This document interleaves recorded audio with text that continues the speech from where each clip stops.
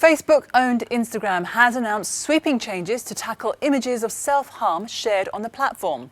Let's get more on this now from Alex over in the Cube. Well, now, of course, remember, there's been a lot of talk about this and a lot of pressure, particularly from politicians on Instagram.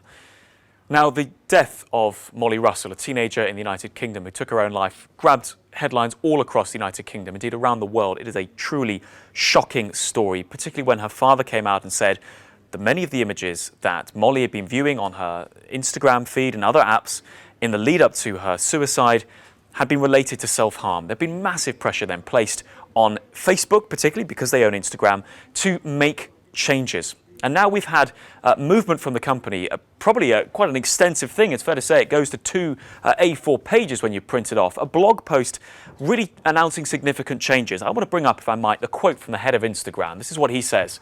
"Nothing is more important to me than the safety of the people who use Instagram. We are not where we need to be on self-harm and suicide, and we need to do more to protect the most vulnerable." Now, he goes on to say as well that it's a very nuanced, very complicated issue. It is true that Instagram and Facebook have never allowed you to promote suicide or self-harm.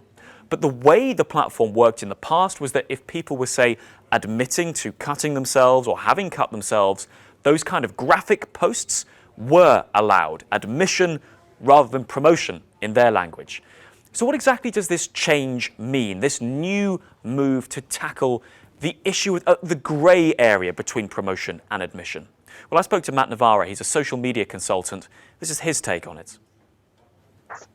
Yeah, so one of the things that they've changed today is the ability for some of this content to be recommended, particularly the non-graphic stuff. So anything that's graphic to do with self-harm is an outright ban. Anything that's the less offensive or the non-graphic stuff will be removed from the ability to be discovered in Discovery or within hashtag searches or search in general, and the recommend engine, which is part of the algorithm. So that has been taken into account today as well.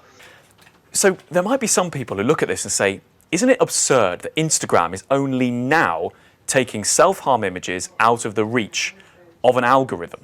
Yeah, I think it's a completely fair point, and this could be said for a number of things that go on with Facebook, and Facebook as a company celebrated its 15th birthday this week, and then many of the issues that are now being tackled on, or in recent months and years they've started to deal with, are things that often are not new. They've existed or could be expected to happen from day one almost, and so it is surprising and frustrating, I guess, for governments and for users that it takes a severe incident for them to act.